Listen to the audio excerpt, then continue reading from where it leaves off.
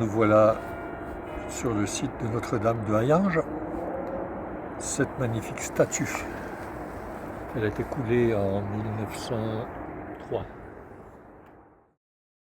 Le curé d'ici était tombé amoureux de la statue de la Vierge qu'il y avait sur la colline de Sion et il a voulu une réplique ici. Elle a été financée en grande partie par les maîtres de forge et puis par les gens de la vallée. Et depuis, elle veille sur le marché mondial de l'acier.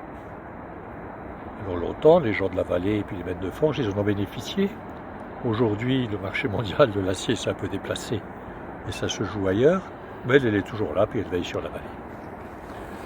Alors la vallée, à peu près à hauteur du pont, où il y a le parking du supermarché, c'était les premières usines qu'il y a eu dans la vallée, on appelait ça la division Fourneau.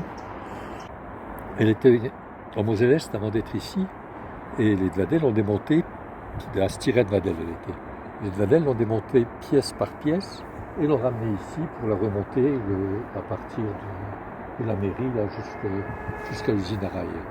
Ils ont déplacé avec toute la population, donc les ouvriers, leurs familles, le curé, les ingénieurs, le maire. Tout le monde est venu habiter ici. Donc là, on est en 1850-1860. Un peu plus tard, en 1900, c'est la rangée de hauts fourneaux là, qui a été construite par les Vadel.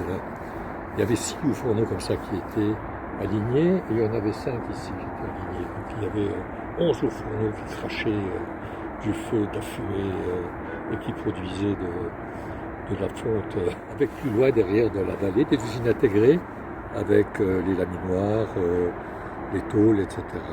Le bas de la vallée produisait plutôt de la tôle pour les voitures, pour les boîtes de Coca-Cola et autres joyeusetés.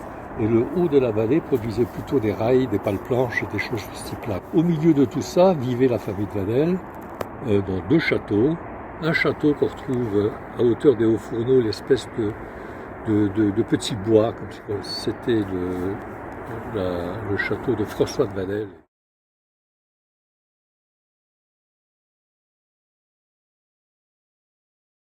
Et Guy de Vadel s'est fait construire un autre château qu'on voit là-bas, à droite de l'autoroute.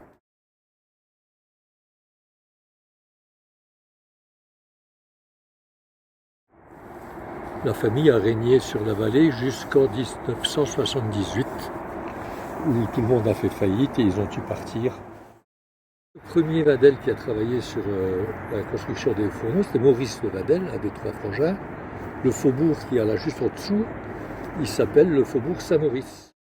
On retrouve sur chaque rue,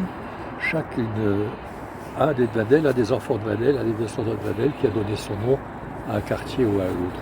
Et on pourrait réécrire l'histoire de la famille rien qu'en se promenant dans les rues et en photographiant les plaques de rue et les caractéristiques des maisons qui forment chaque cité avec la modernité de l'époque à laquelle elles ont été construites. L'escapade champêtre, elle avait un but, c'est celle de voir par en haut l'usine à rail de Saint-Jacques. L'usine à rail, c'est la plus vieille installation sidérurgique de la vallée. Elle est arrivée là en 1850. Elle existait préalablement en styrène Vadel. Elle a été démontée à des styrène Vadel pour être remontée ici.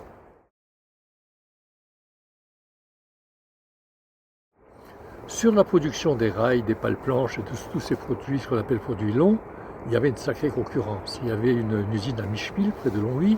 Il y avait une usine au Luxembourg, et au moment des grandes restructurations de la sidérurgie, elles ont toutes disparu et c'est la seule qui a été sauvée. Pourquoi a-t-elle sauvée? Parce qu'il y a eu un ingénieur génial avec 2 ou 3 ouvriers qui ont mis au point un procédé pour traiter le champignon du rail.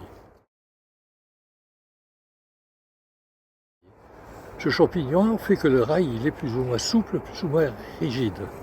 Et il doit être souple de façon à pouvoir s'adapter aux températures et au terrain sans casser, mais il doit être aussi suffisamment solide pour ne pas rompre sous le poids des wagons. Et ce procédé-là n'a jamais été égalé par aucun des concurrents. Et ce qui fait que les usines ont commencé à fermer. Celle qui a été sauvée, c'est celle-là, qui est passée depuis entre les mains de plusieurs propriétaires, français, allemands, américains, anglais.